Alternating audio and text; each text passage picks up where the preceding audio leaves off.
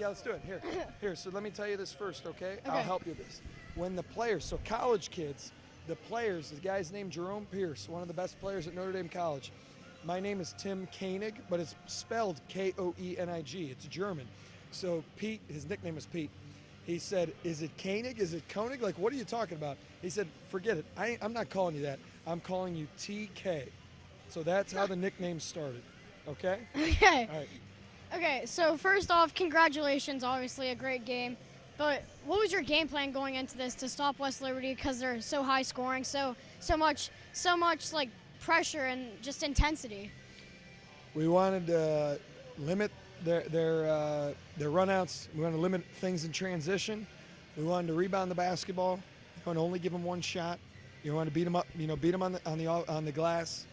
And then offensively, if we've got a run out, we wanted to take the shot. If we're wide open, if we're not, then we wanted to run offense and execute, make them guard. Yeah, and how did Will's foul trouble affect that really? Because he can't be as aggressive, and he's normally one of your better defenders. And how did his 4 fouls affect how intense you guys could play? He's got to play really smart. So there's two parts. You got to play really, really hard and then really smart. So he had to use great intelligence. Had to play without his hands. Sometimes when you get tired, you have breakdowns and you reach. So he just played extremely sound position defense and did not gamble at all. Yeah. How did you compose your team when they started to come back and this whole arena was pretty much against you guys and they were all on West Liberty's side? Oh, it's life experiences. So we've gotten here through a lot of adversity. We have really struggled early in the year with that. So our guys have failed, and sometimes you need to fail to learn how to succeed. And I feel like that our past experiences helped us win this game tonight. Yeah, that makes sense. Like, okay, and how did Hill he had an excellent game. What do you have? 36 points, 35 points. How did you guys have to adapt to him scoring that much?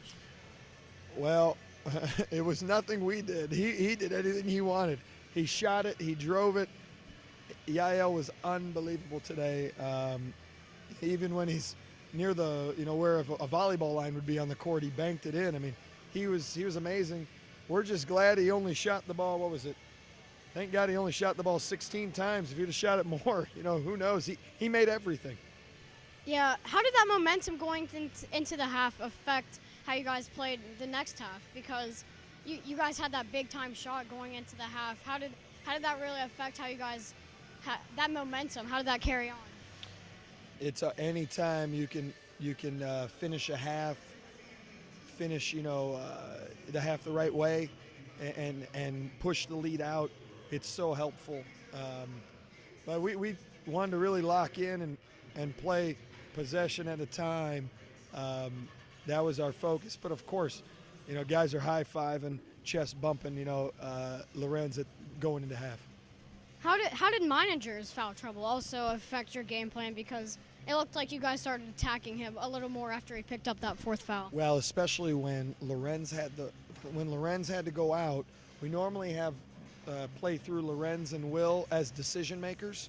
Bruce, a little bit as well, but Lorenz and Will are primary decision makers. Lorenz is out, so now Will turns into decision maker. So he didn't always shoot the ball, but he was the guy that initiated everything. So he a lot of times he was passing and getting other guys' shots. Yeah. Congratulations, and I have one last question. Can I come to Sheets with you guys? Saddle up. Okay. Right at the bottom of the hill. All right. Milkshake. I know where it is. I've been there all week. We'll be there in probably about 30 minutes? Is that about right? About 30 minutes. Sounds good. You got a milkshake with your name on it. Okay. Great interview. You did great. Thank you. Thank you.